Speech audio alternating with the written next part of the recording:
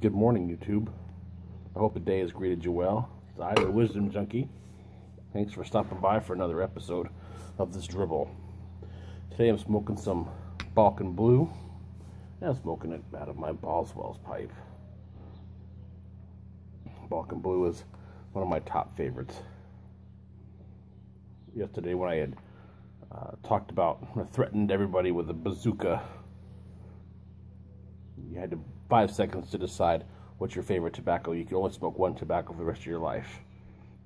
Balkan Blue came up. I'm glad that it did. It's a great blend. Anyway, today I want to talk about history. How we gather our history. And how our history has come to be and interpreted over the course of time. They say that history is written by the victor. Whoever wins the battle, whoever's in power, they're the ones who write the history. Now, I guess that's true to some degree, but I think the reality is that history is written simply by those who write the history, right? So, why am I bringing this up? Well, because today I'm using my wonderful fountain pen. Look at this bad boy. My mother gave this to me about a dozen years ago. It's seen better days. But it's what I use to write all my journals with. Not just my journals, but my grandkids' journals as well. Some of you may have seen this in the past. Look. See this? Filled with my grandkids' memories. His whole life, my grandson, his whole life since the day he was born is in this book.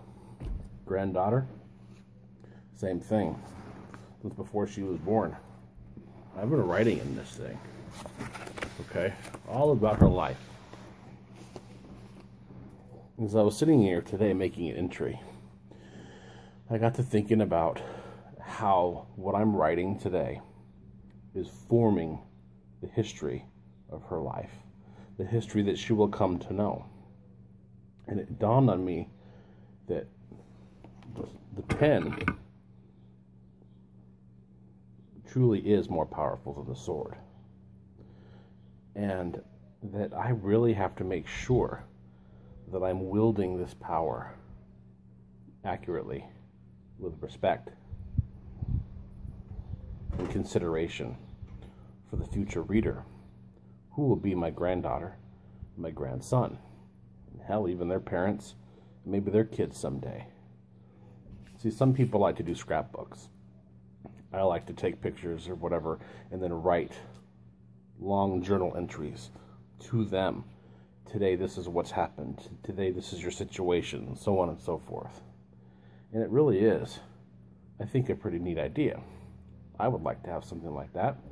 My mom did a great job at scrapbooking my entire life, but the stories behind some of those pictures weren't always there. So what do you depend on? You depend on memory, stories, handed down, word of mouth type of thing. But when you have somebody like myself who's writing stuff down as it happens, you're creating a history. And there are certain, I think, responsibilities for the person who wields the pen. I have to be very careful about how I interpret the history. So, where am I going with this? Do I have a point? My point is anytime you read something out of the media, you read a history book, you read just about anything that's been published, take it all with a grain of salt. Understand the perspective of who wrote it. Did they have an agenda? And I'm talking about any writings.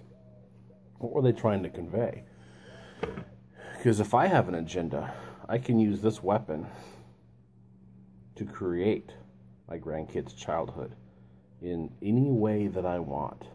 And they'll have no choice but to look back and see their history viewed simply through my lens? Does that become fact? Now, I suppose it's up to the reader to read through the lines, to understand my perspective, to understand my agenda if I have one. So what have you read lately? Are you reading any history or media reports about things? Are you considering the lens through which they're being written and the power that people have in the pens and the writings and the board documents and everything else that they're writing? So, enough for today. Y'all have a good one. The smoking lamp is out.